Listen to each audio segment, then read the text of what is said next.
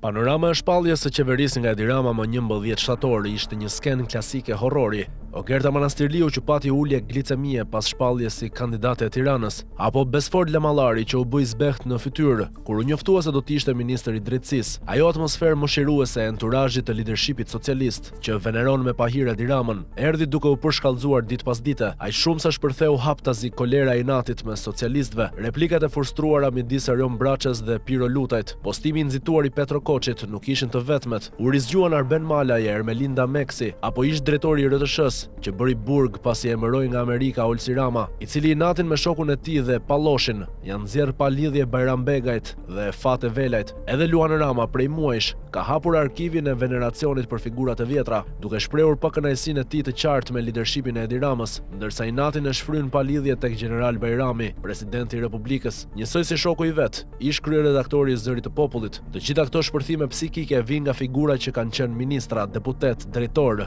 njerëz me ndikim, pra njerëz që kanë pasur mundësi reale të mbanin një qëndrim të qartë dhe të guximshëm. Në të shkuarën në Partinë Socialiste nuk ka pasur probleme që të ngrijë një kritikë direkte ndaj kryetarit, ndaj politikave apo ndaj një vendimi konkret, ndërsa sot ndodh një situatë absurde, edhe pse ka 1000 arsye kritike, askush nuk i bie në kokë Edi Ramës. Merren në mënyrë të tërthort me figurat poshti, jo se ata nuk mund të jenë problematik, por sepse kritika e vërtet duhet të bjerë mbi liderin, jo mbi marionetat. Ne nuk jemi në rastin e një debati mbi vlerësim figurash, debat legjitim në vetvete, por në rastin e mungesës totale të kritikës ndaj Edi Ramës, ashtu si dikur e bënte Bem Blushi brenda PS-s, duke shfrytzuar oratorinë për të krijuar një mjedis kritik dhe demokratik, por askush nuk e përkrau atëherë Blushin. Shumë e akuzuan si egoist, sikur të kërkosh karrierë është krim, ndërkohë që karriera është objektiv normal për çdo njeri. Por të kthehemi te realiteti. Partia Socialiste po përjeton sot një panoramë të deformuar emocionalisht. Në media doli video e Edi Ramës në Romë, i cili bërtiste ndaj drejtuesve të Ministrisë së Brendshme që të firmosnin pavonesë tenderin e kamerave të Emirateve, edhe pse çështja ka ngecur. Zyrtarët socialistë të terrorizuar nga frika e SPAK nuk firmosin asgjë. Shefi i tyre nuk mban përgjegjësi për asgjë nga ato që shpall, ndërsa administrata firmose bëhet kurban. Gjithçka është përqendruar te ai dhe te grupi i tij i ngushtë, bashkë me situatat e nëntokës së krimit. Motivimi për karrierë ka vdekur,